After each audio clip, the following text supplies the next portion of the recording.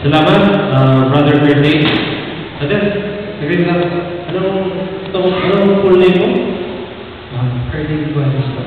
Bernie, saan ka nag-aaral? Sino yung writer? Grace. Grace, single pa? Single din yun. Classmate ka? Akin ba ang classmate? Ito kasi estudyante ko sa Bohol. Thank you, Thank you. Sa music, kaya pala nagkakarating tayo eh. Hindi, sige mo. Ngayon, muli, bigyan pa tayo sa ating guest speaker, si Dr. Miriam Estrada.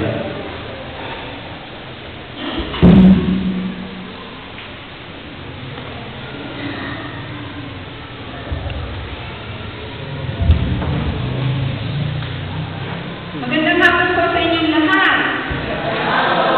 Kumusta po kayo? Masarap po ang kinain ng tanghalian na at talagang buhay na buhay kayo. Mabuti po at nakabalik kayo ngayong hapon, mukhang marami pa rin tayo ngayong hapon. Happy Health Month po sa inyong lahat. Alam niyo po ba yun? Ang Health Month ngayon. Happy Health Month! Batiin niyo po ang inyong mga katabi. Happy Health Month!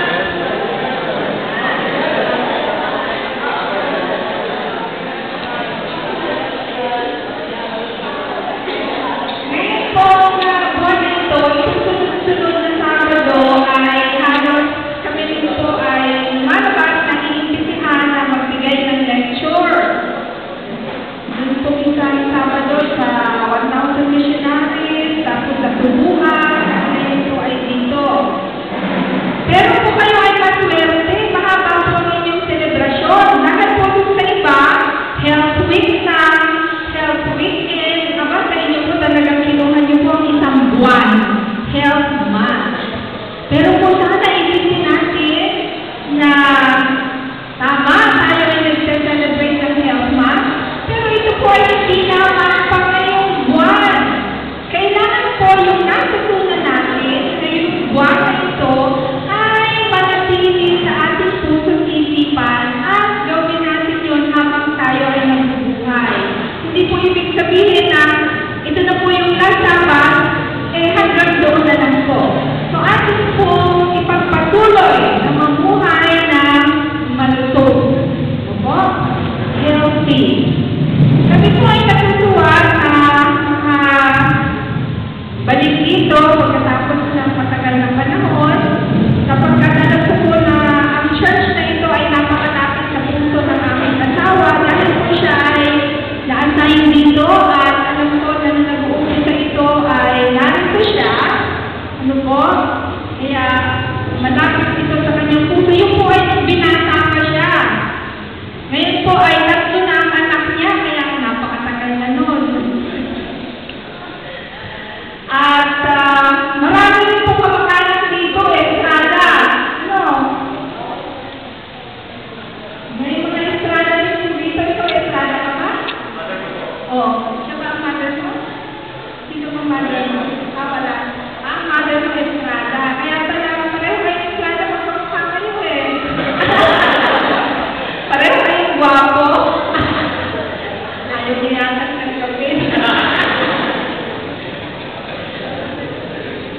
Okay, so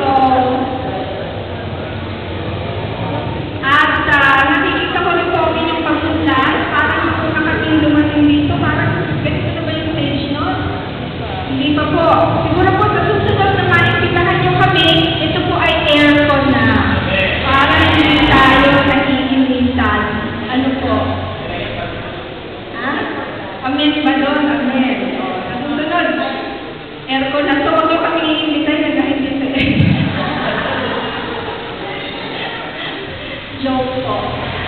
Sige po. Dahil ngayon po ay Health Month, at ako po ay isang nutritionist dietitian, ang ating pong pag-uusapan ay tungkol sa pagkain. Lahat naman po tayo, di ba, ay kumakain. Di ba? So, dietary trends and health implications. Parang mahirap yung title, pero madali lang po yan. Titignan po natin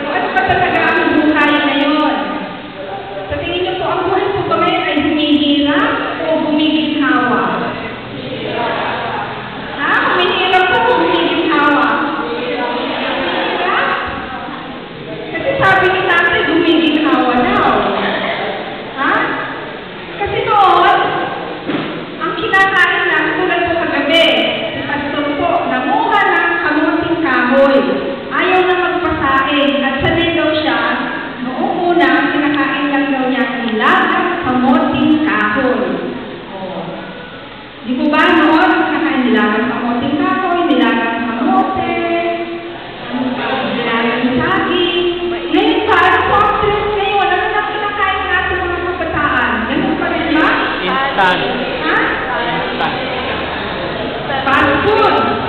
Narinig ko. So, nag-iiba po ang ating diet ngayon. Meron po akong very simple question. Very simple question with a very simple answer. At ito po ay laging itinatanong sa atin. At kahit mga bata, kayang-kaya itong sagutin. Ang tanong po why do you eat? Okay, bakit kayo kumakain? Yan. Bakit tayo kumakain? Ikaw, Monday. Bakit ka kumakain? Survive. Yan, para daw siya, ano sa Tagalog siya survive? Buhay. O para mabuhay. Yan. Kumakain tayo para mabuhay. I eat to live. Diba? Katulad ng isang sasakyan, kailangan ng gasolina para umandar. Tayo rin, kaya meron tayong breakfast, lunch, and supper. Okay. Pero pag ganito po, tanongin ko po kayo ulit. Why do you eat? Ito po kayang mga ito na nasa picture, sila din ay kumakain. Sa tingin niyo po ang magiging sagot din yan ay kumakain sila para sila mabuhay? Ano po? Parang nasa isip nila para mabuhay, pero unconsciously, ano po ang nagiging sagot? Why do you eat? Tapos ganyan naman ang kinakain mo, ganyan ang iniinom mo. Ang nangyayari po, kumakain lang tayo para tayo magkasakit. Okay? Kung ganun po ang ating kinakain, pwede tayong magkasakit at pwede tayong mamatay. Kaya ang pagkain po, siya ang nagpapabuhay sa atin, siya rin ang nagbibigay ng sakit at nagdudulot ng kamatayan. Kaya po, our way of life is killing us. Okay? Ang ating pamumuhay, siya rin ang nagpapatay sa atin. Okay? Meron po kasabihan, don't dig your grave with your own knife and fork.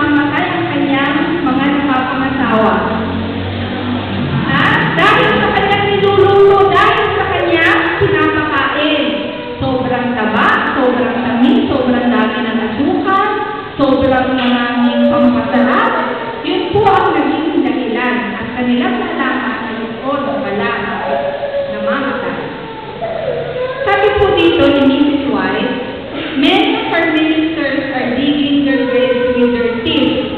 So, ang kay Mrs. White po, hindi po kutsara, hindi tinidor, hindi kutsilyo. Mismo ang ating daw mga ngipin ang naghuhukay sa ating sarili libingan. Yan. Bakit po? Ano ba ang mga paboritong pagkain ngayon? Lalo na po ang mga bata. Sayang po walang mga bata ngayon masyado. Gusto ko sana silang tanungin. Mga bata. Ikaw bata, ano ang paborito mong pagkain? Ito ba ang paborito mong pagkain? Ang sarap, di ba? Yan ngayon ang paboritong pagkain. Ibang-iba sa mga pagkain ng unang panahon. Dahil noon, naalala ko, nung maliit pa ako, halos lahat ng kain sa bahay. Walang kain sa labas. Alam ko noon, ang pizza, pizza lang nun ay 3M. 3M, wala pa ng iba, yun lang talaga.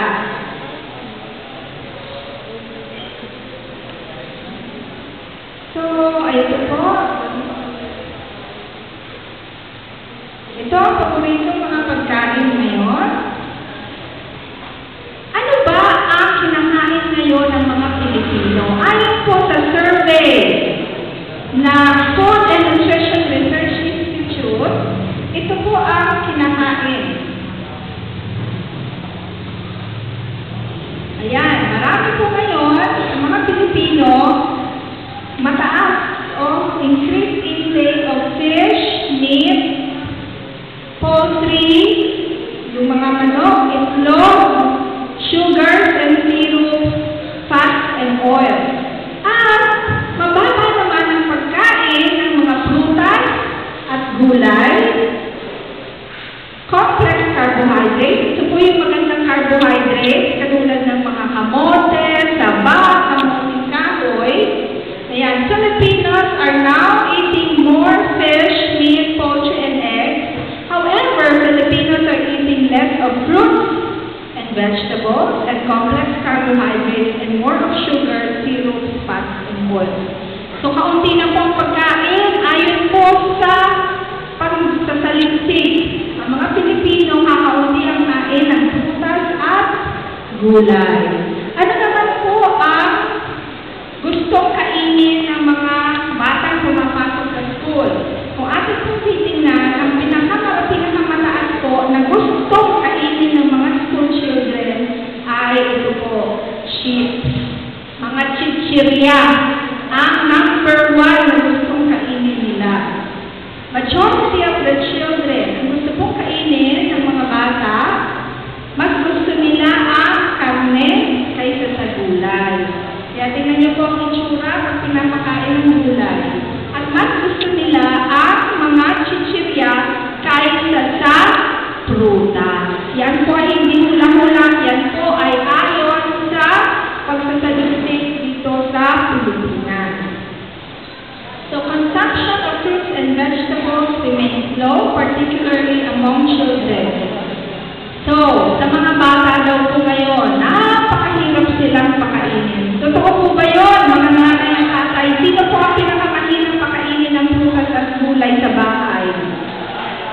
Si tatay?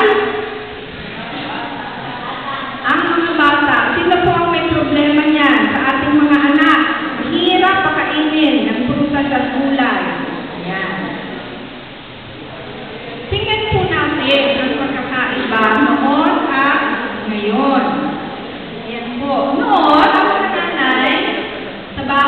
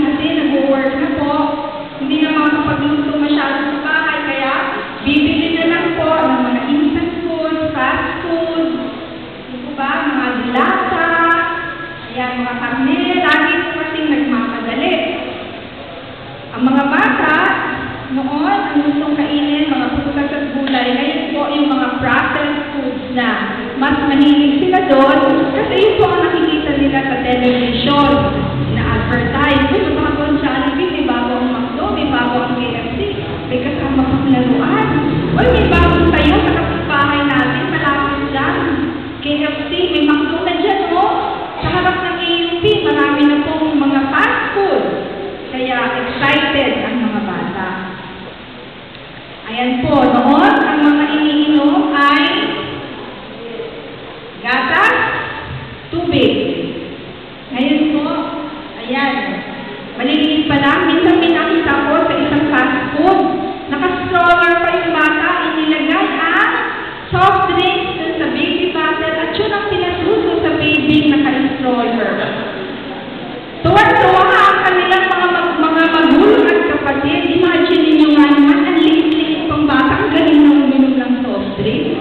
Nung unang sick ng baby, parang nakapaganyan pa siya. Pero kalataga lang, wow, enjoy na enjoy siya. Tuwan-tuwa yung mga kapatid nila. Parang kapatid niya, parang napakalaking accomplishment. Di po ba? Kaya maliliit pa lang, ganyan na ang iniinom. Yan, anong iniinom ng ating mga bata? Ang tawag po dyan ay liquid candy. Liquid candy. Kasi po yung mga soft drinks, tubig lang yun ang asukal. Para lang din po yung candy na asukal. May halo ng tubig. At imbes na sipsipin, iniinom. Kaya ang tawag po doon, liquid candy. Tingnan niyo po dito, noon, ito pong blue gatas, ang soft drinks, itong pula. Noon, mas maraming inom ng gatas o konti ng soft drinks. Habang tumatagal po, mas madami na ang soft drinks na iniinom kaysa sa gatas. Ayaw na nila ng gatas. At, ano pa po ngayon? Bakit nag-iiba ang ating diet? Kasi po marami na ngayon na eat all you can. At kung lagi tayo kumakain sa eat all you can, of course, lalong dumadami po yung ating kinakain. May nakita pa na akong picture na ganito. Ayan po, iba-iba ang ginagawa ngayon na technique. Mga sushi sa Japan, ganyan ang mga eat all you can na. At noon po, ang mga nanay, kahit 12 ang anak, nagpapadede, breastfeeding. Di po ba? Ako po, breastfeed ako. Tayo po mga nanay dito, di po ba? Breastfeeding. Lahat ng anak, breastfeed. Pero ngayon po, dahil nag-iba na, bottle feeding na. So, yung mga buntis, breastfeeding. Ikaw nga, pag nag-asawa ka, breastfeeding ang ibigay mo sa anak mo, ha? Baka kung dumating ang panahon, ganito na, sobrang busy ng mga nanay, no? Baka ganyan naman yung trend. Nakakita pa ako ng ibang picture, ganyan na. Baka sa susunod ng panahon, ha? Busy ang nanay, parang tulog agad ang bata. O, ganyan na. Sana naman, hindi dumating ang panahon na ganito na po. Okay. Ano pa? So, nakita na po natin ang dietary trend.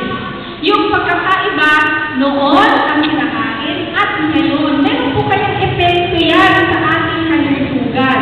May pagkakaiba din ba ang mga sakit noon at sakit ngayon? So, ating pong tingnan.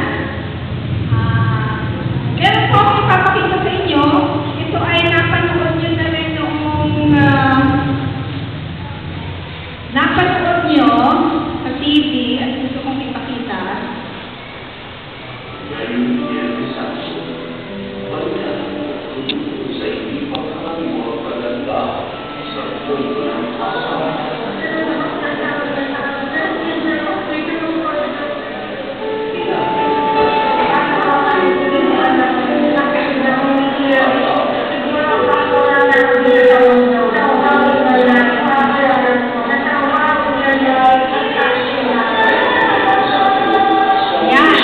Yan po ay nasa TV pinalabas. Ngayon gusto ko, kaya ko po siya pinakita sa inyo kasi gusto kong makita nyo, malaman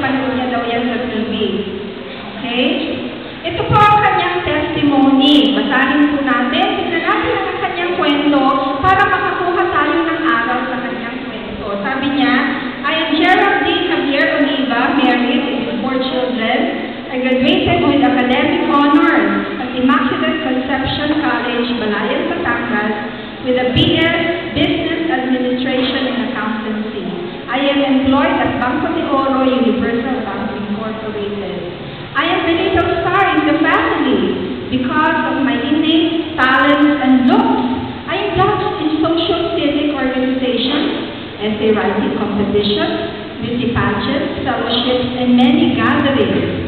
Ito po, gusto kong makita ninyo. Ano ang kanyang kinakain? My diet included fatty, salty foods, and cold iced tea. I was addicted to junk food. I confess I love to eat corn chips, salty flakes, etc. I love to drink cold cola with almost every meal, and I had little water intake. Halos hindi po siya umiinom ng tubig. Ano ang kanyang iniinom? Cola, Coca-Cola, iced tea. Ano ang hilig niyang kainin? Mga maaanak, matatamis, matatabang pagkain. I remember when I was in high school, I had frequent fevers and blood in my urine specimen. My friends noticed sudden edema on my face, legs, and feet, but I mistook it as simple weight gain. Ignorance on the proper management of the disease. I did not fully comprehend the proper food pyramid that I should abide by, and I continued on with my habit of eating garbage food. Ang tawag niya dun sa junk food, garbage food. Ano po sa Tagalog ang garbage? Basura. Yung junk shop. Ano po yung junk shop? Ano rin po ang makikita doon? Basura din. When I got married at the age of 24, the habit became worse. So ito po, nung bata siya, ganon, dalaga siya, ganon. Ngayon po, nag-asawa na siya. Naiba pa kaya niya ang kanyang dietary habit. Sabi po dito, the habit became worse. Our family's diet revolved on fatty, solid food that were rich in protein and carbohydrates. At nung siya ay nagbuntis, the craving for these foods increased. I concentrated on canned, salty, and processed food so much that I seldom ate fruits and vegetables. So tama po yun sa Bible, train up a child in the way he should go, so that when he is old, he will not depart from it. Kasi po yung diet niya kung bata siya, hanggang siya ay nagdalaga, hanggang siya nag-asawa, hanggang siya nagbuntis, ay kanya pa rin itong nadala. In July 2003, I was diagnosed with glomerulonephritis. Sakit po yan sa kidney. I started on twice-a-week hemodialysis. In 2009, I was diagnosed with fibrous dysplasia and suspicious acromegaly. When my medical insurance exhausted, I felt so powerless, helpless, and hopeless. According to my father, we already spent 7 million pesos for almost 7 years of medication and confinement. So dahil po sa kanyang karamdaman, napakalaki ng kanilang gastos. Dahil sa kagustuhan niya kumain ng junk food, gusto niya kumain ng matataba, maaalat, malalamis na pagkain, yan po ang naging bunga. At ano ang mensahe niya para ngayon? Ito na po siya. Nung siya ay nasa hospital, ito ang kanyang asawa, ito ang kanyang kaibigan. At kanina po dun sa video, nakita niyo yung mga alam. Kaya ang kanyang mensahe, ito po siya ang may sabi, stay away from junk food. Eat healthy. O sige nga mga bata, basahin niyo ngayon, sabay-sabay nasa mga bata at mga kabataan. Sige nga, ready, begin! Stay away.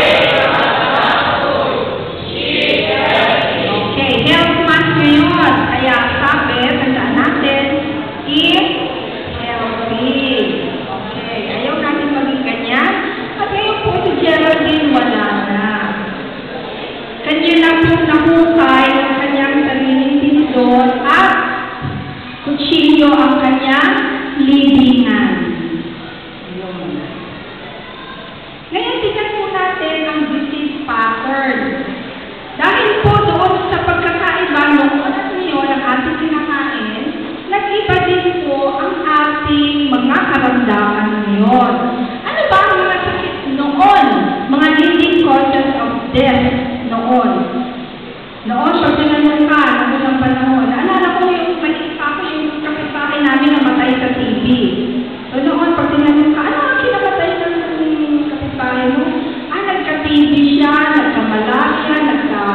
cholera, nagka-pneumonia, diba? Ganyan ang mga sakit. Ngayon, pag tinanong na, anong pinapatay mo kapitbahay mo? Ay, na-stroke. Nagka-cancer na heart attack. Ganyan na po ang mga sagot, di ba? Kasi, noon po, ganyan, ang mga sakit. TB, parasitism, malaria. Ngayon, eto na po. Diba? Mga inaatake na sa puso, nagkaka-cancer, ganyan na po ang mga sakit ngayon. Sabi sa akin ni Dr. Pantangko, isang sabi, ay try namin ngayon dun sa ospital na cancer patient. Yan, marami pong nagkaka-cancer. At kung ating titingnan, ayon sa World Health Organization, okay, sa 58 million na namatay noong 2005, 35 million ang namatay sa chronic diseases. That is 61%. So, 61%, mahigit sa kalahati ng namamatay ay chronic diseases. Yung iba po, yung walang 61%, infectious diseases, mga injuries, mga accidents. So, marami po ngayon ang namamatay sa chronic diseases. At kung atin po itong titingnan, yung projection ito ng World Health Organization, dati po kasi ang top 3 leading causes of death, heart disease, cancer, and stroke. Pero noong 2010 po, noong 2010, na-overtake na ng cancer ang heart disease. So ngayon po, ang leading cause of death, hindi na heart disease, kundi cancer. So marami po ang nagkaka-cancer ngayon. At dito po sa Pilipinas, 90% of Filipinos have one or more of these risk factors. So kung ilan po kaya tayo dito? Ngayon, 100? 100 ba tayo? Kung 100, 90%. So ibig sabihin, mga 90 sa atin ang merong isa sa mga risk factors na ito. Pwede hypertension, abnormal blood cholesterol levels, high blood sugar, at obesity. Kaya po, ito na daw ang evolution of man. Evolution of man. From ongoing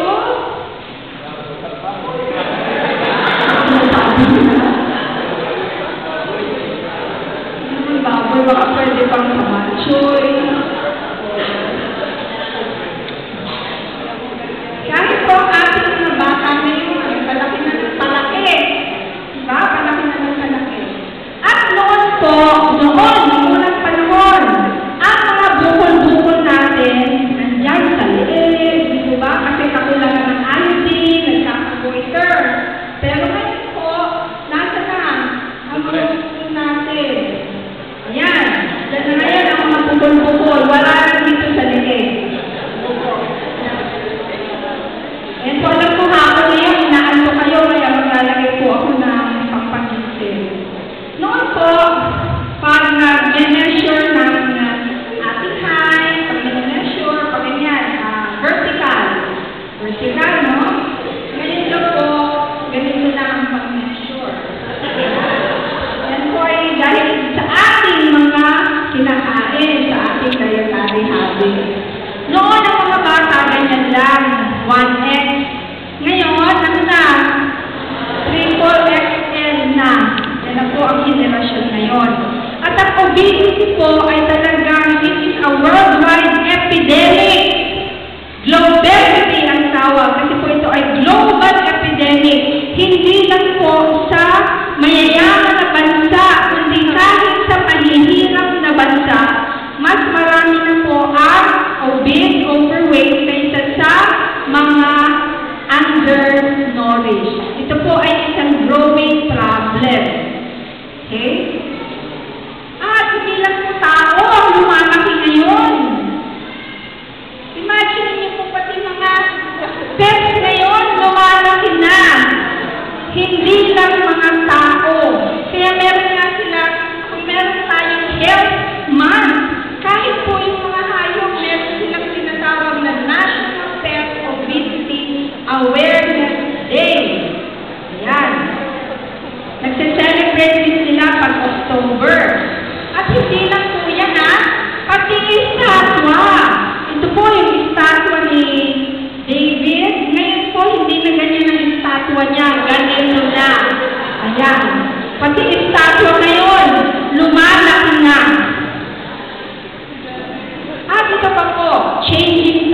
dahil sa trend sa ating kinakain. Di po ba, ganyan pa po ba yung TV nyo ngayon? Kami po ganyan ang TV namin. Kaya mga payat pa kami. Ngayon po, ganyan na po. Kasi yung TV pumayat na, ang lumaki na ay yung mga tao. Ayan po. Kasi ngayon, remote na, mag-change ka ng channel, pindot ka lang ng pindot, hindi ka nakikilos. Hindi katulad po, yung TV nyo, pag luma, pag walang remote, mag-change ka ng channel, maglalakad ka. Ngayon po, puro remote na, kahit mga electric fan, mga ilaw. Nare-remote na po. At, ito pa po, naalala ko noon, ang mga gamot para sa mga nutritional deficiencies. Kulang ka ng vitamin E, kulang ka ng vitamin D, kulang ka ng vitamin B, ganyan po mga tiki-tiki, yung mga for nutritional deficiencies. Pero ngayon po, napansin ko sa TV, sa mga commercial, ayan, mga pampapayat na. Dati pampataba, ngayon pampayat na. At saka, ngayon po, napansin ko, lahat ng organ ng katawan, may kanya-kanya ng gamot. Meron para sa kidney care. Liver or rubber. Meron para sa mata, eye berry. Meron na rin para sa puso lang, heartbeat. Meron para sa atay, liver aid, kidney care, liver aid, iba-iba po, di ba? Lahat ng organs ng katawan ngayon, binibigyan ng gamot. Kung lahat ng organs mo kailangan ng gamot, yan dami nung iinumin. Hindi katulad ng dati na hindi ito uso, wala pa sa ganyan. Isa pa, napansin ko po noon, o kahit ngayon, pag magpe-pray, sa unahan sasabihin, okay, shall we all kneel for prayer? So lahat tayo, magninil. Ngayon po sa AUP o sa ibang churches, naririnig ko, hindi na shall we all kneel. Those who are able, please kneel. Hindi na pinapalunod lahat, yun lang kaya. Bakit kaya meron lang hindi nakakakayang lumuhod? Ha? Marami lang man, arthritis, ano po? Samantalang noon, hindi ko naririnig yan. Those who are able, please kneel. Lagi shall we all kneel for prayer. Lahat pinaluluhod. At dahil nakita ko, di ba, na ngayon marami na nagbabasa feeding. Noon, or then, 2 o'clock a.m., pag umiyak si baby, gising ng nanay, bigay ng ang dede, tulog ulit, tahimik. At si tatay, ang sarap, hindi na ng tulog, hindi siya napupurisyo, hindi siya naiibo.